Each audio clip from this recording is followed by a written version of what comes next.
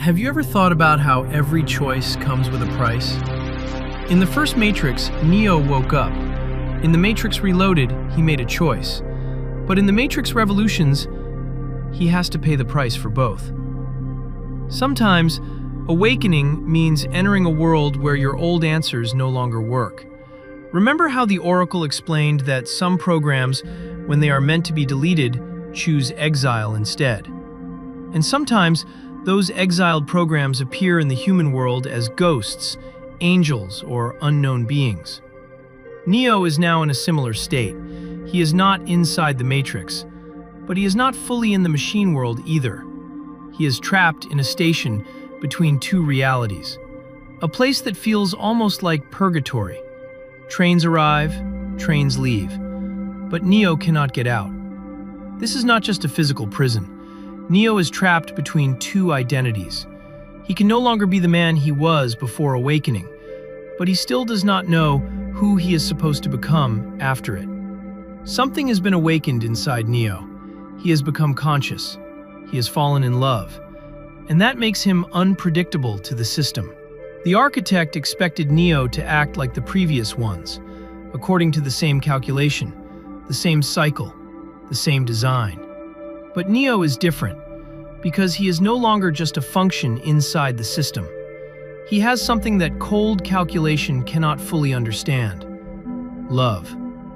And maybe many of us have experienced something similar. When a belief we depended on begins to collapse, when a relationship ends, or when the path we thought was our future suddenly loses its meaning. In moments like these, we have not yet entered a new life, but we cannot return to the old one either. This is the purgatory of change. The old identity is dying, but the new one has not yet been born. Neo does not escape this place alone. Trinity, Morpheus, and the others come to bring him back. And that matters. Because moving through darkness does not always happen through individual strength alone. Sometimes, we need the presence of another human being. Not someone who lives our life for us, but someone who reminds us that there is still a way forward. Love here is not just a romantic feeling. Love is the force that pulls a person out of psychological isolation.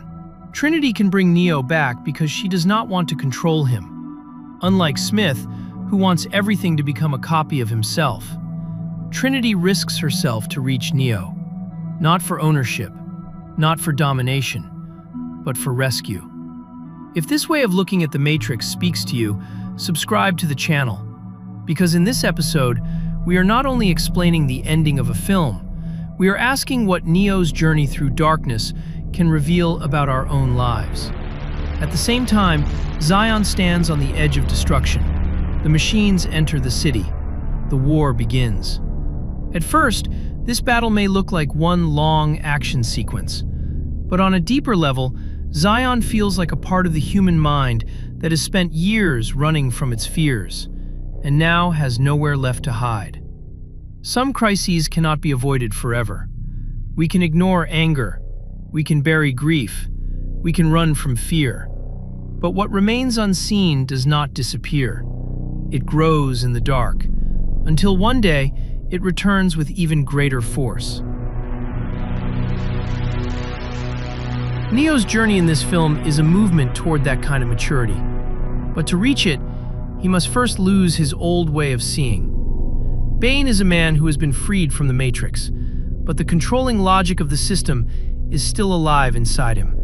Now Smith has taken hold of him, and this freed human being is the one who blinds Neo.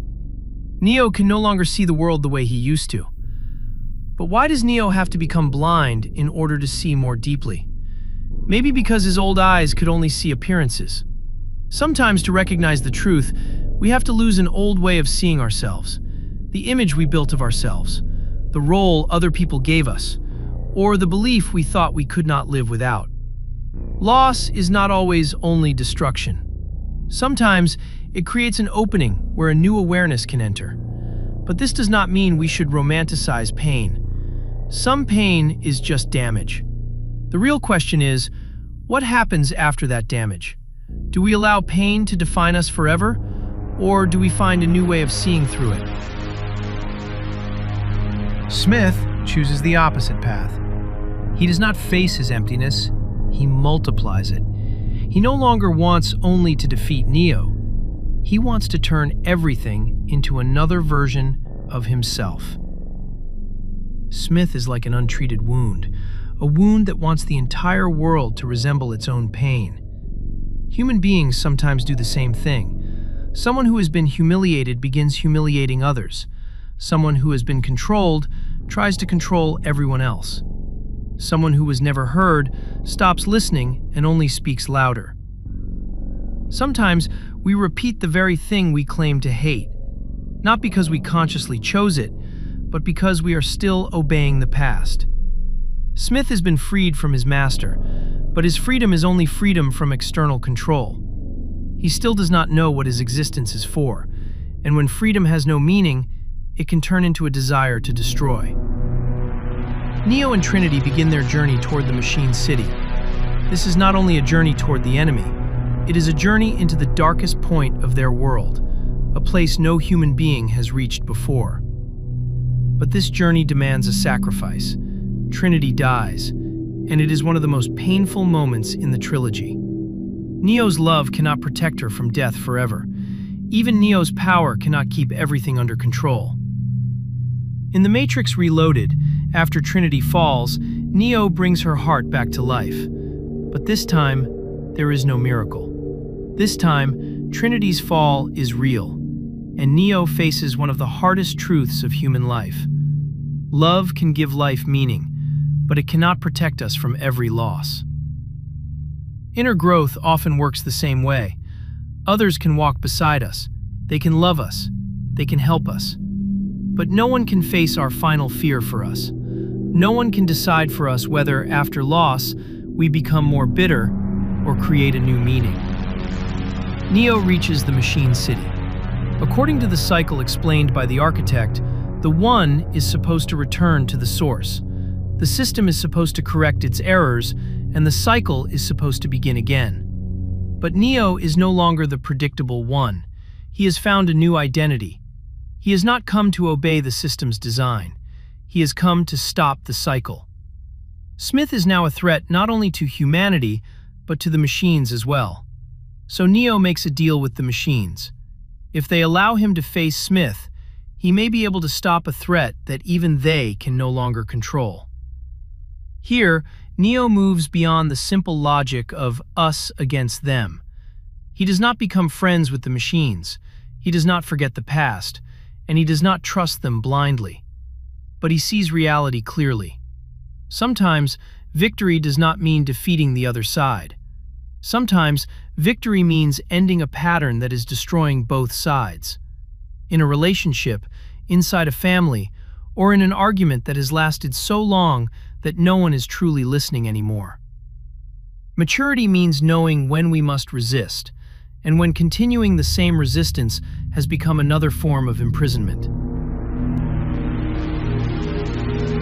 And then we reach the final battle between Neo and Smith. Rain covers the entire city. Almost everyone has become another version of Smith. This is no longer just a fight between two bodies. It is a conflict between two ways of being. Neo does not defeat Smith by becoming more powerful. He understands that continuing the same fight will not break the cycle, so he allows Smith to absorb him. On the surface, Neo surrenders, but this surrender does not come from helplessness. It is a conscious decision. In the first Matrix, Neo dies and comes back. It is almost as if he passes through his deepest fear, the fear of death. But in the Matrix Revolutions, Neo is not the only one who must face fear. Trinity, the Oracle, the people of Zion, and Neo himself, each of them becomes willing to pay the price of their choices. Here, being a hero does not simply mean having power. No. It means accepting responsibility for your choice, even when that choice has a cost. Sometimes we also spend our whole lives hiding one weakness, but the weakness we hide slowly becomes the center of our life. Acceptance does not mean surrendering to abuse, injustice, or harm. Acceptance means seeing reality without lying to ourselves. It means saying, yes, I am afraid. Yes, I have been hurt.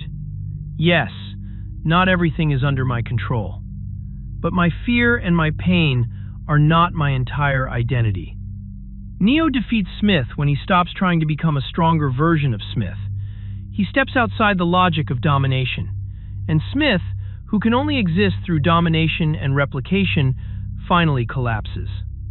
In the end, the war stops. But awakening does not mean reaching a world without conflict.